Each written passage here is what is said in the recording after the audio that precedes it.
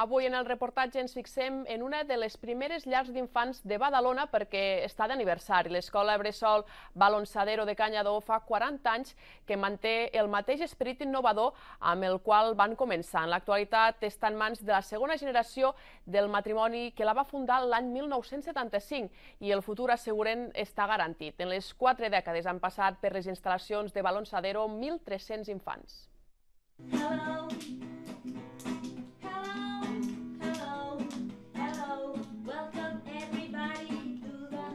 L'escola bressol Balonsadero va ser pionera a Badalona a l'hora d'incorporar l'anglès als infants, però no es va quedar aquí.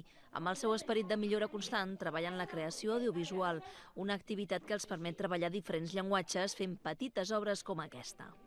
El nostre amic l'esquirol s'ha encostipat i per a que es posi bo, els cavalls i pollets li han fet una caseta de paper. El llenguatge matemàtic és amunt, avall, esquerra, dreta, que si el trípode que pugem hem de pujar les potes del trípode, ara posem l'escenografia, s'està tractant tota l'estona. Després està el plàstic, perquè nosaltres creem les nostres pròpies escenografies i fem els decorats. També està el corporal. Amb el corporal ells han de desenvolupar un personatge, moltes vegades, a vegades amb titella i altres vegades ells fan. També tenim el musical.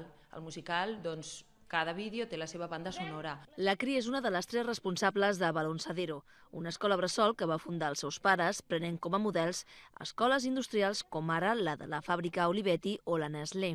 També escoles alemanyes que van servir per crear el concepte del centre, el primer que es va posar en marxa al barri de Canyadó. L'escola va néixer amb esperit innovador, de diferents espais on l'infant pot desenvolupar-se i créixer. Sí, és com una casa, no? Que tu tens uns espais i et vas movent per ells i fas diferents activitats. I penso que això és molt important perquè tenim molts nens que venen des de primera hora del matí fins a última de la tarda i és molt important que tinguin aquesta riquesa d'espais. Des dels orígens han volgut tenir un contacte directe amb les entitats del barri i el propi entorn. Tenen una escola de pares des d'on organitzen xerrades, activitats i sortides amb les famílies i enguany han engegat un nou concepte, Balonsadero Més, on ofereixen diferents propostes a exalumnes i veïns del barri, com ara contacontes o sessions de cinema d'animació. Segons les responsables, es tracta de millorar any rere any perquè l'infant sigui feliç, però també les seves famílies. El nostre objectiu, a banda d'oferir la part més assistencial, és que els nostres nens estiguin de luxe, fonamental. Mimem la cuina, elaborem menús casolans. A més, tenim un servei de bugaderia en el qual rentem els pitets, els llençols i donem aquesta facilitat a les famílies. Amb 40 anys a les espatlles ja hi ha una tercera generació interessada en continuar amb aquest projecte familiar.